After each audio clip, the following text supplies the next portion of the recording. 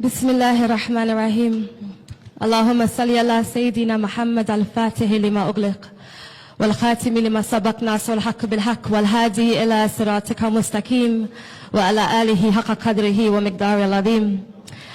Assalamu alaikum wa rahmatullahi ta'ala wa barakatuh, my beloved sisters and brothers in Islam, Iman and Ihsan. I want to begin by thanking Jamiyatu Ansaruddin for organizing this wonderful symposium. I am greeting Sheikh Munhamin Nanyas and the family of Sheikh Ibrahim Yas and all of the esteemed guests and shuyukh who are present today.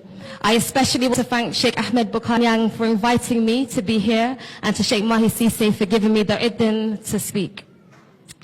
It is with much honor and humility that I stand before you today.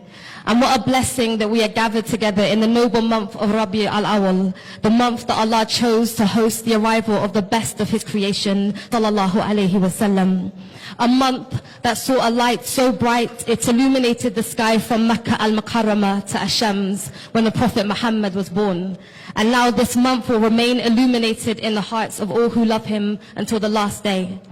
We are in a month that the lovers of Rasulullah yearn for all year round, but there are some, like our beloved Sheikh Ibrahim Yas, every day for him is Mawlid. Every moment is the 12th of Rabi al-Awwal. There are some who never stop celebrating the birth of the Messenger, sallallahu alayhi wasallam. It is a great honor to be speaking here in Medina Bay, the city of my spiritual fathers, the place I came to learn how to read the Quran under the guidance of Sayyida Kubra Sise. This is a place I came to find Allah, because where else would a seeker go to quench their thirst than at the feet of Sahib al-Fayda, Sheikh Ibrahim Yas radiallahu ta'ala anhu. Here I came to understand what it means to live the Sunnah in the presence of the truest Khulafa of Sayyidina Muhammad sallallahu alayhi wasallam. Here I lived amongst those who have finished themselves in Rasulullah. They finished themselves in the love of Rasulullah sallallahu alayhi wasallam and live only to serve. Once whilst I was here, there was a delegation from America, and one woman from America said to me, I feel like I'm in Medina al-Munawwara, here in Medina Bay. This city reminds me of the city of Rasulullah sallallahu alayhi wasallam. The reason why this is true and the reason why this is important is because Sheikh Ibrahim said about his own city, the secret of the Prophet's city flowed into my city. And he also said, by the love of the Messenger of Allah, my city rises above all cities and goodness continues to happen here. MashaAllah. What a blessing that we have this oasis in the desert of the dunya. What a blessing that we have this Medina in Africa. The theme that I've been asked to speak about today is the Fayda as the path of love, which is significant to me because the only reason why I'm standing here is because of love.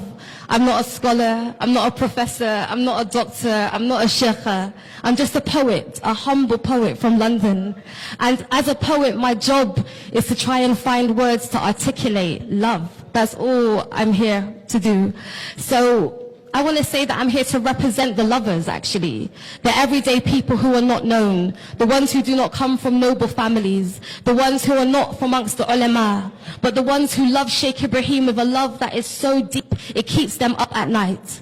A love that keeps their hearts ignited and a love that keeps their tongues constantly reciting Asma'ul Husna, Salawat al-Nabi, until they lose themselves and find Allah Tabarak wa Ta'ala.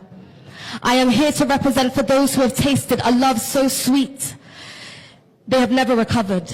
The ones who look normal on the outside, but inside they are drowning in the ocean of Bainyas, swimming in a sea of Ma'rifah that has no shore, knowing they are only able to taste these states because Sheikh Ibrahim told us that he folded up the path to Allah Tabarak wa Ta'ala and he made it easy for us to know Allah.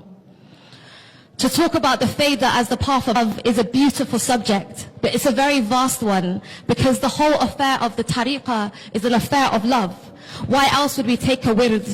Why else would we do all this extra worship? Why else would we do all this extra dhikr, spend our money to make ziyarah, go around the world giving hadiyah to our shuyukh, doing khidmah? Why would we do this if it was not for love?